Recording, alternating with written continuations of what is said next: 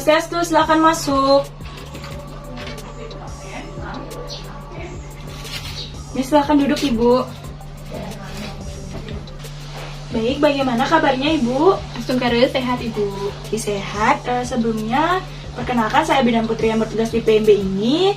Ada yang bisa saya bantu Ibu? Baik, sebelumnya saya ingin berkonsultasi tentang KB Ibu Bidan. Baik, sebelumnya apakah Ibu ditemani oleh suaminya? Suami saya sedang sibuk bekerja, jadi saya sendiri ke sini Ibu.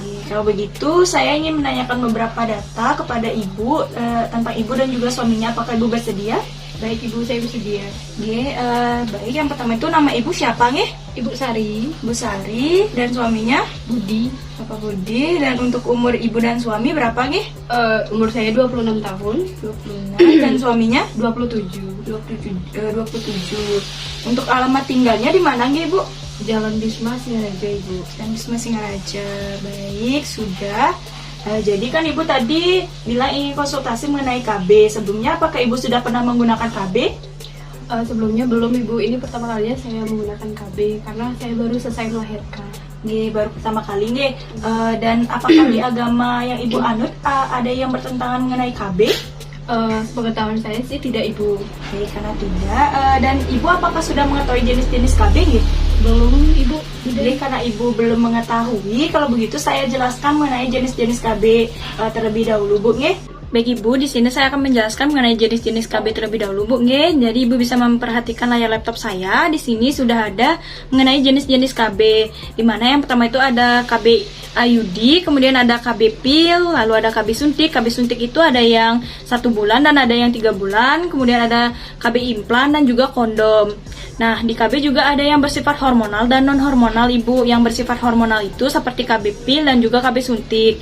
Dan yang bersifat non-hormonal itu seperti KB IUD, KB implan, dan juga kondom. Tetapi kondom itu tidak bersifat jangka panjang, Ibu. Baik Ibu, berarti untuk saya sendiri cocoknya untuk KB apa ya Ibu ya? Nah ya, sebelumnya apakah Ibu sedang menyusui saat ini? Iya Ibu, saya sebelumnya masih menyusui anak yang berusia 2 bulan Ibu. Karena Ibu sedang menyusui, jadi Ibu bisa menggunakan KB yang non-hormonal seperti KB IUD ataupun implan. Dan untuk KB suntik bisa Ibu, tetapi yang 3 bulan. Baik, untuk perbedaannya apa Ibu dari ketiga jenis KB itu? Baik, jadi untuk KB IUD itu dipasangnya itu di endometrium Ibu atau di daerah rahim Ibu. Itu akan dimasukkan alat seperti logam tembaga itu yang berbentuk seperti T. Nah, dan juga untuk KB implan itu akan dipasangnya itu di lengan atas yang tidak dominan Ibu gunakan. Biasanya itu di lengan sebelah kiri. Jadi akan dilakukan penorehan di lengan sebelah kiri dan dimasukkan alatnya. Lalu untuk KB suntik itu disuntikannya itu atau diinjeksikan sesuai dengan jenis KB suntik apa yang Ibu gunakan.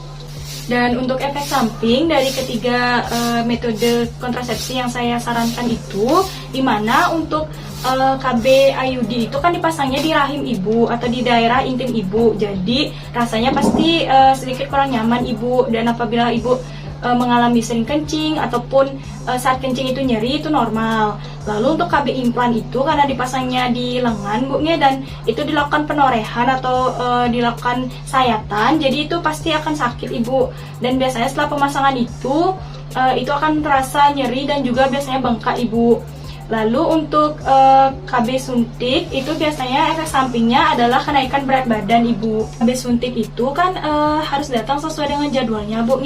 Jadi ada jadwal-jadwalnya. Apabila tidak datang sesuai dengan jadwalnya, itu rentan terjadi kehamilan Ibu atau berisiko terjadi kehamilan. Waduh, lebih sakit yang implan berarti ya? Memang lebih sakit yang implan, tetapi nanti saat melakukan penorehan itu akan di anestesi terlebih dahulu Ibu agar saat penorehannya itu tidak sakit. Jadi dari Ibu apakah sudah paham dengan penjelasan saya atau ada yang ingin ditanyakan lagi? Tidak ada Ibu, sudah paham. Karena Ibu sudah paham, mungkin Ibu bisa jelaskan kembali mengenai apa yang sudah saya sampaikan sedikit saja, tidak apa Ibu?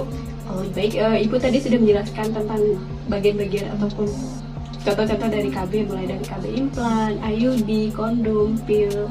Dan untuk saya sendiri baiknya menggunakan KB IUD, implan, sama suntik Ibu, karena saya sedang menyusui.